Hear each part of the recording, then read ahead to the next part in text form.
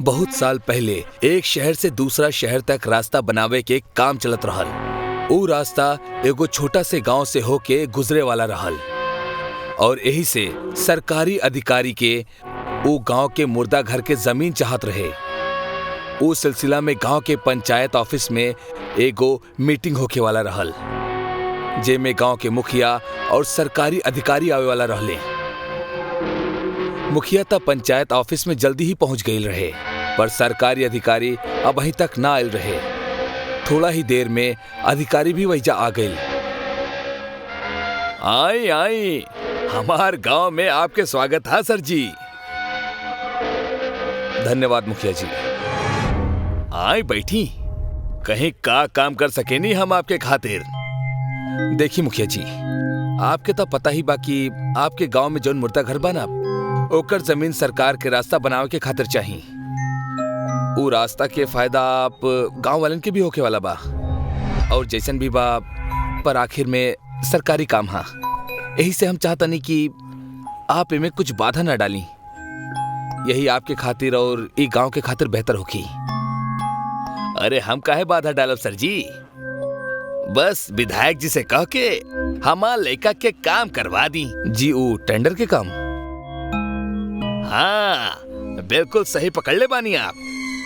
बस वो टेंडर दिलवा दी। हम ही गांव वालन के समझा दे अब कि मरल लोगन के वो कहीं और दफन कर दे जी। वो टेंडर के तो हो जाई, आप चिंता मत करी। हम कल ही विधायक जी से बात कर ले बानी, वो मान गए बाड़े। तो कल से काम शुरू कर सके नहीं हम? अरे खुशी से कर सके नहीं, केहू ना रोकी आपके। मीटिंग खत्म करके दोनों अपना अपना काम पर चल गए। अगला दिन से अधिकारी के देख रेख में काम शुरू हो गई।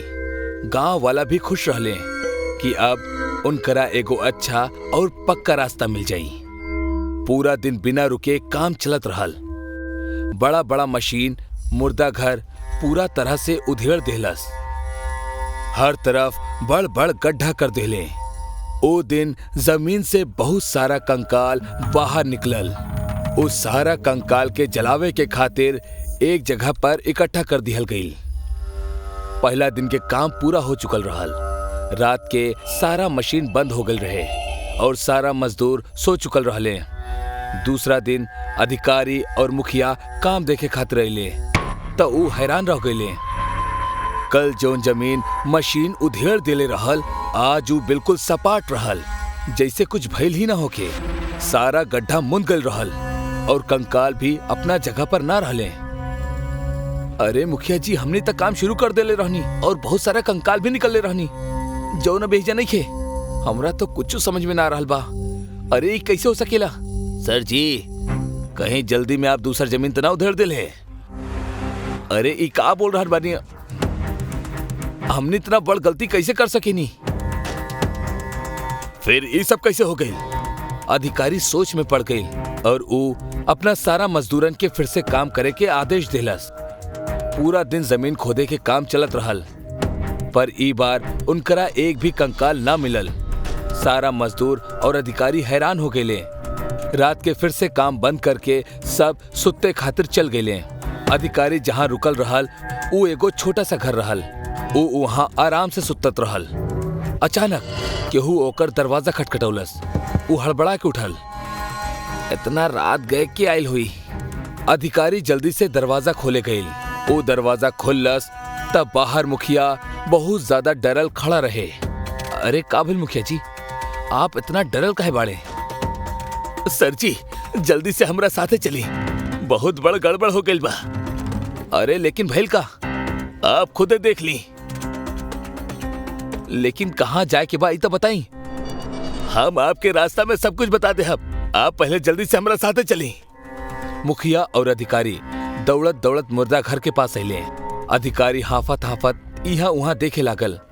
सब मशीन बंद रहल, चारों तरफ सन्नाटा रहल, गड्ढा भी वैसने के वैसने रहल। अरे का भइल मुखिया जी, आप कहत रहले कि सब पहले जैसा हो गइल बा, पर यहाँ तो सब कुछ ठीक बा। मुखिया सामने देखत देखत बड़ा ही शांत स्वर में बोललस। सर जी, कुछ लोग आपसे मिलल चाहता रे। के? ई लोग इतना कह के मुखिया जमीन की तरफ हाथ कैलस।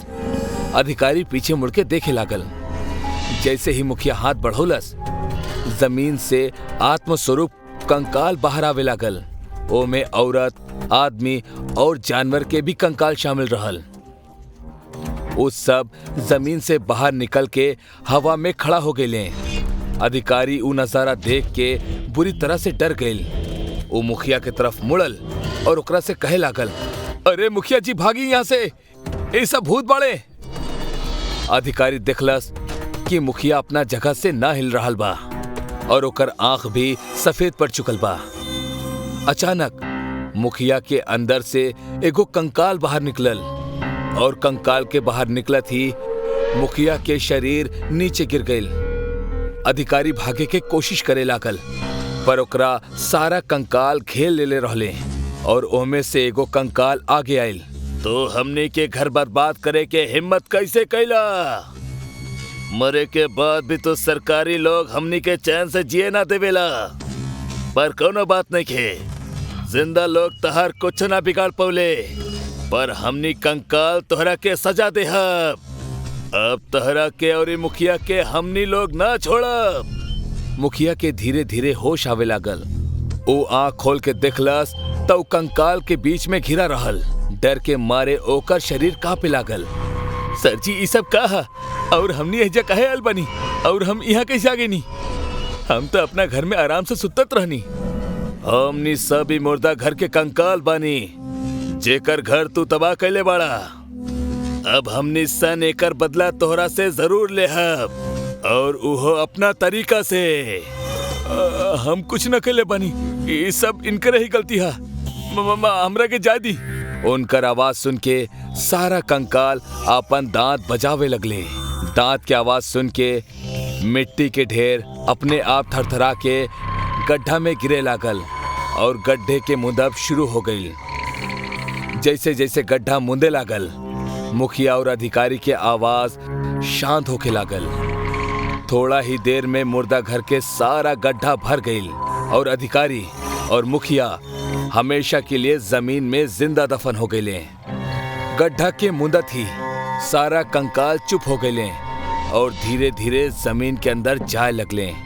वही के साथ पास में खड़ल गड्ढा मुंदे के मशीन भी जमीन में धंसे लागल। मशीन के पूरी तरह से धंसला के बाद जमीन पहले की तरह हो गई। वो हादसा के बाद केहू भी सरकारी अधिकारी वहां ना आइल और सरकार भी वो गांव से रास्ता बनावे के काम बंद कर देहलस।